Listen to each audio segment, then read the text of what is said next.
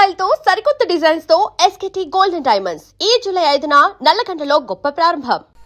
ఏమిటండి 7 దాటుతున్నా ఇంకా ముసుగుదని పడుకున్నారు? లేవండి, మీకు ఇలా కాదు.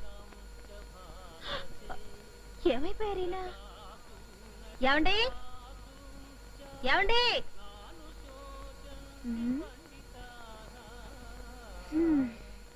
ఏమండి ఏమండి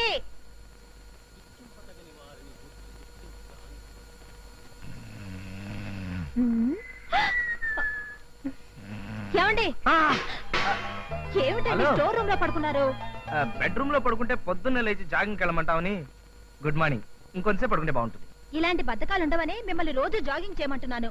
లేవండి. నెక్స్ట్ మంత్ నుంచి చేస్తాలే. అయ్యో, ఇప్పటికే ఆఫీస్ టైం అవుతుంది. లేచి స్నానం చేయండి. రోజుకో ఖర్చు పడేస్తున్నారు. అట్లీస్ట్ ఇదైనా జాగ్రత్తగా పట్టుకోండి. అలాగే అలాగే. పగటిపూట స్ప్రే అంటే పగలేమిటి రాత్రి ఏమిటి? సువాసన అంటే సువాసనే.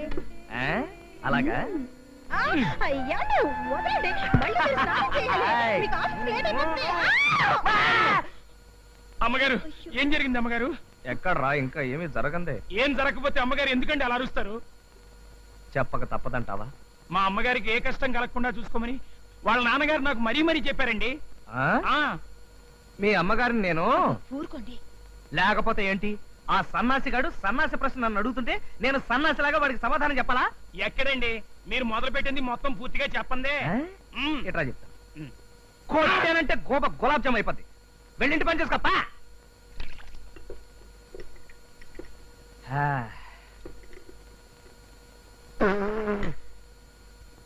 యారా సన్నాసి ఆఫ్ సౌత్ ఇండియా, నేను టీ తాగనని తెలుసు కూడా నాకు టీ ఇస్తావా? పోనీ ఒక్క పూట టీ తాగితే ఏమవుతుంది? ఒక్క పూట కాదు, ఒక్క గంట అయినా సరే. పాలసీ అంటే పాలసీయే. ఏంట్రా చూపేంటి? నీ ఆస్తంతా నేను రాయించేసుకున్నట్టుగా. వాడి చూపే అంత కదండి. నువ్వు వాడిని సపోర్ట్ చేయకు, వాడు రెచ్చిపోతాడు. కొట్టానంటే మళ్ళీ గోప గులాబ్ జామ్ అయిపోద్ది. వెళ్ళి కారుతుడు పా.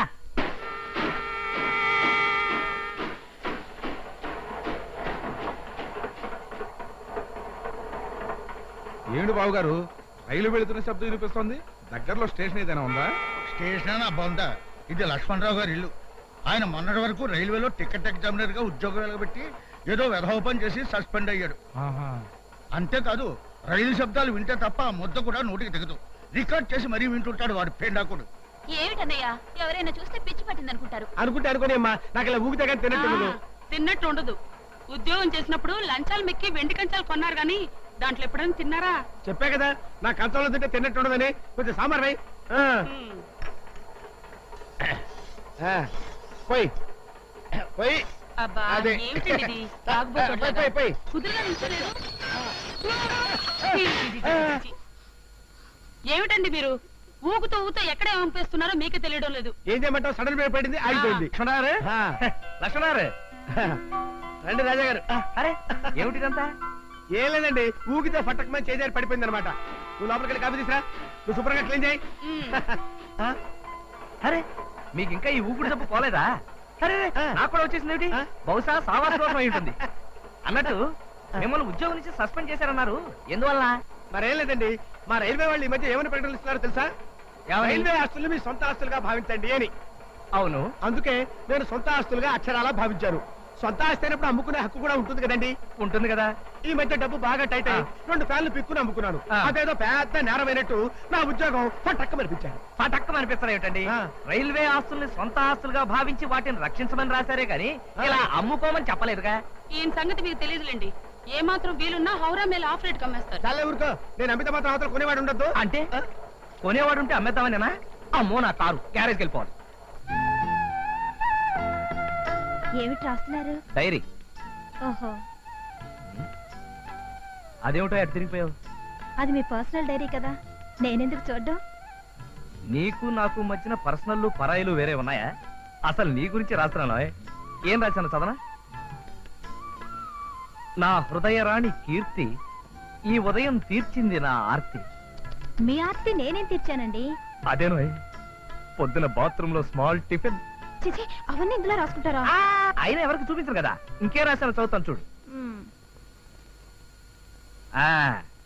కీర్తంటే అదొక సుందర మూర్తి, ప్రతి రాత్రి నాకెంతో ఇస్తుంది రసస్ఫూర్తి.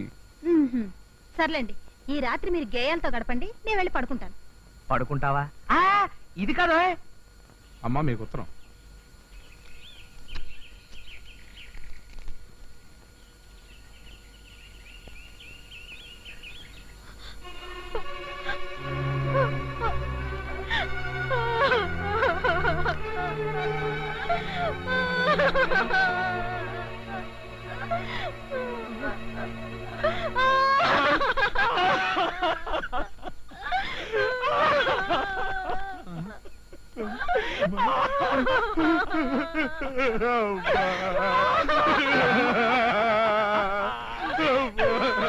ఏమైంది?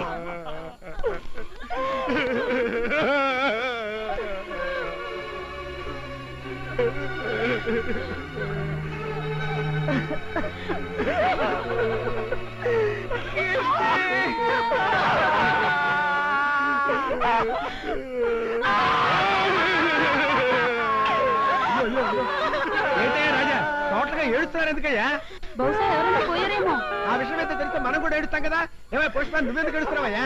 ఏమోనండి నాకు తెలియదండి. తెలియకుండా ఎందుకు ఏడుస్తున్నావు? అమ్మగారు దసరా మామూలు కింద నాకు 10 రూపాయలు ఇస్తుంటారండి. అట్లాంటి అమ్మగారు ఏడుస్తుంటే చూస్తూ ఊరుకోవడం బాగుండదు. నేను ఏడుస్తున్నానమ్మా. ఎందుకు ఏడుస్తున్నావురా? ఎప్పుడు ఏడవని అమ్మగారు ఇలా ఏడుస్తూ ఉంటే సపోర్ట్ ఇవ్వకపోతే బాగుండదని నేను ఏడుస్తున్నానండి. రాజా నువ్వెందుకు ఏడుస్తున్నావో చెప్తే సాయంత్రం వరకు మేము ఇద్దరం ఖాళీ కూర్చుని ఏడుస్తాం కదా.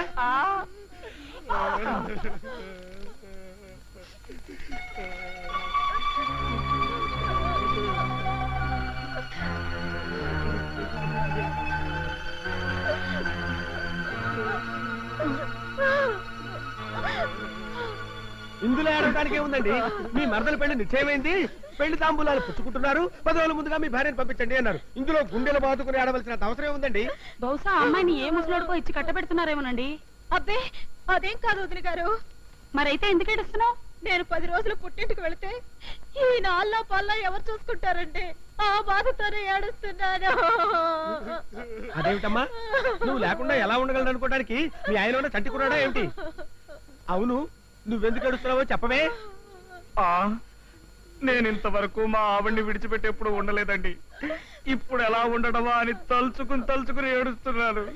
అమ్మా, మీ ఆయనంటే నీకు మరీ అంత ఇదైతే నువ్వు వెళ్ళటం మానేవమ్మా. వెళ్ళడం మానేస్తే అక్కడ తాంబూలాల కార్యక్రమం ఏమవుతుంది? నువ్వు కూడా వెళ్ళవే మీ ఆవిడతో పాటు. అమ్మో, అన్ని రోజులు సెలవు నాకు దొరకదు. నువ్వేం బాధపడకమ్మా. మా ఆయనకి ఎలాగో ఉద్యోగం పీకేశారు కదా, ఆయనకి ఇప్పుడు ఏం పని లేదు. మీ ఆయన సంగతి మా ఆయన చూసుకుంటారు గాని నువ్వు బయలుదేరు. ఫంక్షన్ అవగానే వచ్చేస్తావు కదూ? అలాగేనండి. రోజుకో ఉత్తరం రాయి. అలాగేనండి. అమ్మో, ఉత్తరం అయితే 2 రోజులు అవుతుంది.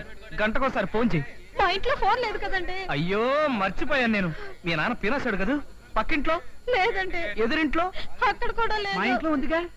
మా ఆవిడికి బిడి వాసన పడదాయా? కండక్టర్ గారు, నువ్వు మీ మాతో ఇద్దరు ఇలాగే తొందరగా లైనా మధ్యలో మాట్లాడుకుంటారు కానీ మీరు రైట్ చెప్పండి. నువ్వు మాతో తొందరగా వచ్చేయి. ఏమండి?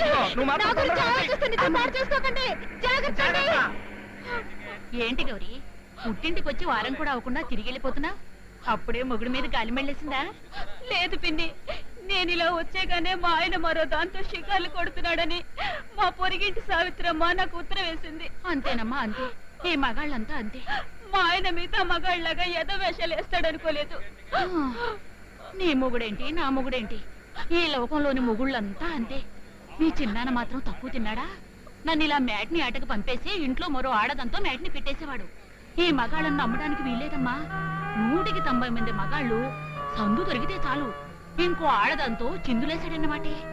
అందులోనూ ఇప్పటి కుర్రాళ్ళు మరీ పేటరేగిపోతున్నారు. పెళ్ళాం పుట్టింటికి వెళ్ళగానే శ్రీరామచంద్రుడు లాంటి మగాడైనా సరే మరో చుప్పనాతిని తగులుకోవడం మామూలే. ఈయన కూడా ఎవరితోనైనా. ఆపండి, బస్ ఆపండి. ఏ అమ్మగారు తిరిగి వచ్చేసారు? ఊరికెళ్ళేదా? లేదురా, ఏ మనసు బాగలేదు.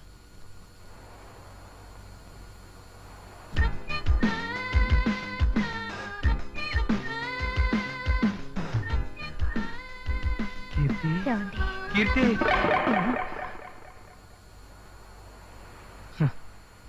అంత భ్రమ.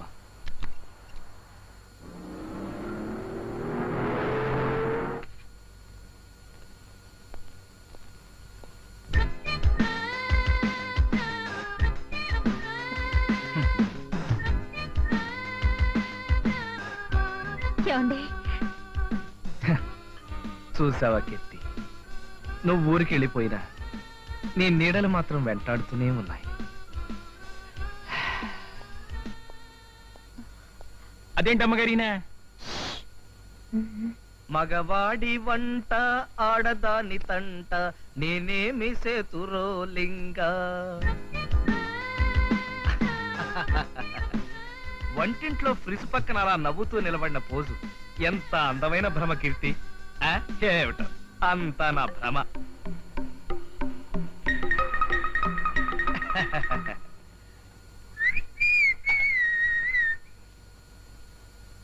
ఒరేయ్ సనాసి, ఏంటయ్యారు? అక్కడ ఎవరైనా కనిపిస్తున్నారా? ఇక్కడ ఎవరు లేరండి. మీ అమ్మగారు ఊరికెళ్ళినా సరే నాకు మాత్రం ఇక్కడే నిలబడి ఉన్నట్టుగా అంతా భ్రమరా. ఇది తీసుకురా, వంట చేద్దాం.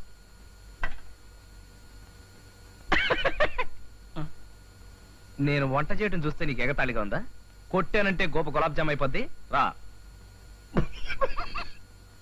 ఏంట్రా పిచ్చా? కొట్టా పద.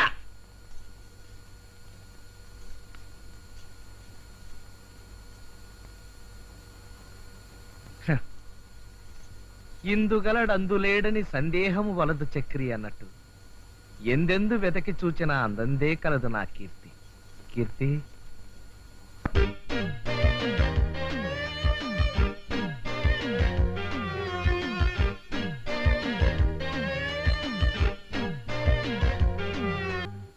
కీర్తి, ఏమండి ఆ ఏమిటండి ఇది? కీర్తి, ఇంకా నువ్వు నా ఊహల్లోంచి వెళ్ళలేదా?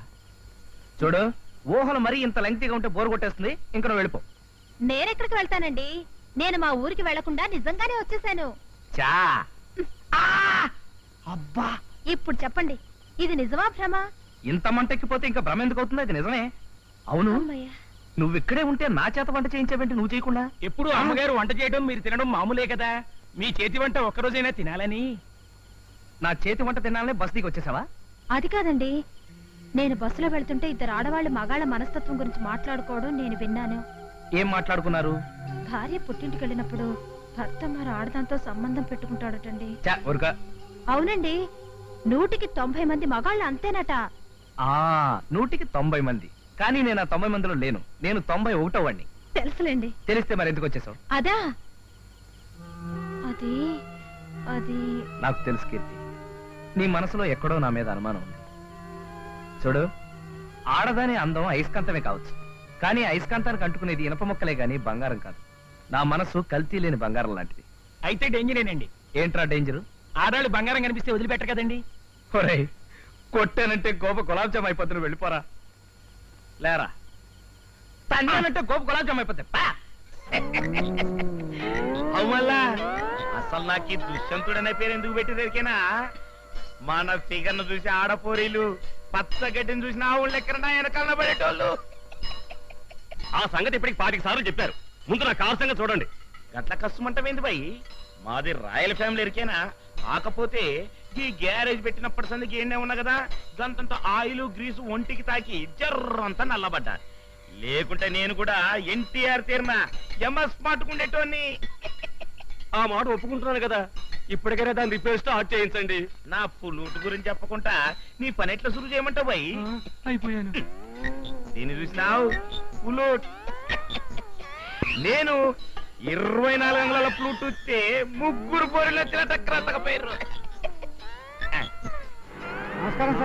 నమస్తే. నమస్తే. ఎక్కడ మా దుష్యంతుడు? ఉన్నారు.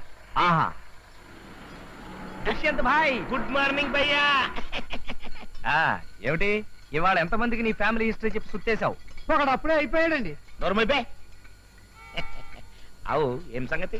సంగతులన్నీ బానే ఉన్నాయి, నేను బానే ఉన్నాను. మ్. కానీ ఈ బండే ఎక్కడ పడితే అక్కడ దుకాణం పెట్టేస్తుంది. కుర్ర పోరలు నడిపే కార్లు మొత్తం గిట్టనే గడి గడికి ఖరాబ్ అయితే దీన్ని నీకు జబర్దస్త్ గా ముస్తాబ్ చేసి పంపిస్తా కదా. మొన్న మన ఫ్రూట్ విషయంలో ఏం జరిగింది ఇరికేనా?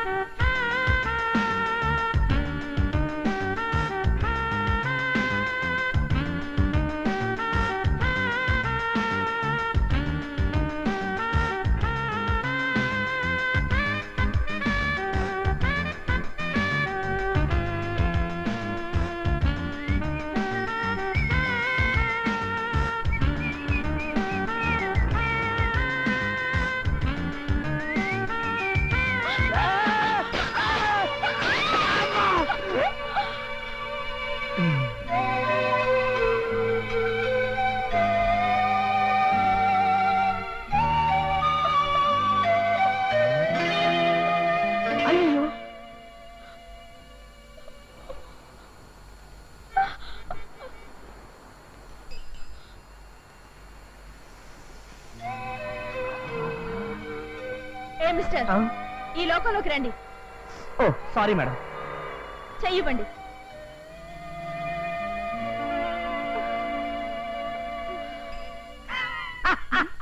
నన్ను డాష్ కొట్టింది కాక ఏమిటా నవ్వు? నేను మిమ్మల్ని చూసి నవ్వట్లేదండి. మగ సైకిల్ ఆడ సైకిల్ గుద్దు పెట్టుకోగానే సిగ్గుతో ఎలా మెలికలు తిరిగిపోయిందో చూసి నవ్వాపుకోలేక నవ్వుతూ.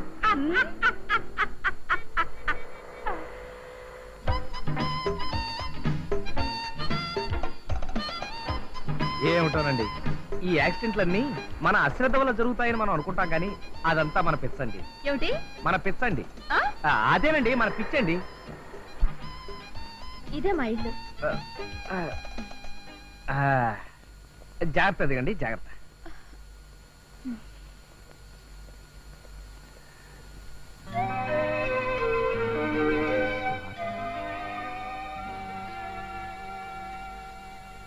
స్వాతి గారు, మీ హ్యాండ్ కట్ చెప్పండి. అన్నట్టు మీ కాల్ జాగ్రత్త. నా జాగ్రత్త నాకు తెలుసు గాని నా పేరు మీకెలా తెలుసు? ఫేస్ రీడింగ్ అనేది ఒక గొప్ప సబ్జెక్ట్ అండి. అందులో నేను డిప్లొమా హోల్డర్ని. ఆహా, హ్యాండ్ కర్చీఫ్ మీద నా పేరు చూసేసి మీకు ఫేస్ రీడింగ్ లో డిప్లొమా ఉందని గ్యాస్ కొడతారా? మిమ్మల్ని చూడపోతే పెద్ద గ్యాస్ మాస్టర్ లా కనిపిస్తున్నారే. గ్యాస్ మాస్టర్ లేదు, స్టంట్ మాస్టర్ లేదు. ఏమండి ఏమండి మాస్టారు, యా- మీ ఎదురుగానే కదండి తలుపు తాళం తీసింది. తాళం తీసిన ఇంట్లో మనుషులు ఎలా ఉంటారండి? నిజమే కదా. అయినా ఇంట్లో వాళ్ళతో మీకు పనేంటి? అబ్బే ఏం లేదండి, పాపం మీ సైకిల్ నా వల్లే దెబ్బతింది కదా, మీ పెద్దవాళ్ళని కలిసి నా వల్లే ఈ తప్పు జరిగిందని ఒప్పుకుందామని. మీరు సంజాయిషులు ఇవ్వడానికి ఇక్కడ నాకు పెద్దవాళ్ళంటూ ఎవరూ లేరు. I'm alone.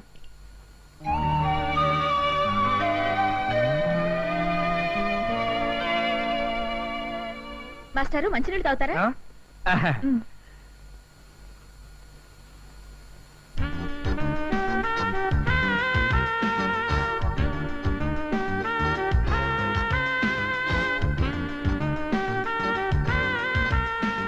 మాస్టారు, థ్యాంక్స్ అండి.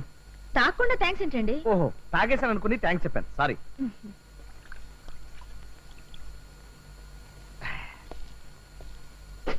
వస్తానండి. ఏమండి, ఈ సైకిల్ సంగతి ఏమిటి? ఓహో, ఇదొకటి ఉంది కదా, మ్. దీన్ని బ్రహ్మాండంగా రిపేర్ చేయించి రేపు పొద్దున్నే డోర్ డెలివరీ ఇచ్చేస్తానండి. మీరు మరీ అంత మార్నింగ్ వస్తే నేను ఇంట్లో ఉండనండి. మరి ఎక్కడ ఉంటారు? బీచ్ లో జాగింగ్ చేస్తుంటాను. ఓహో,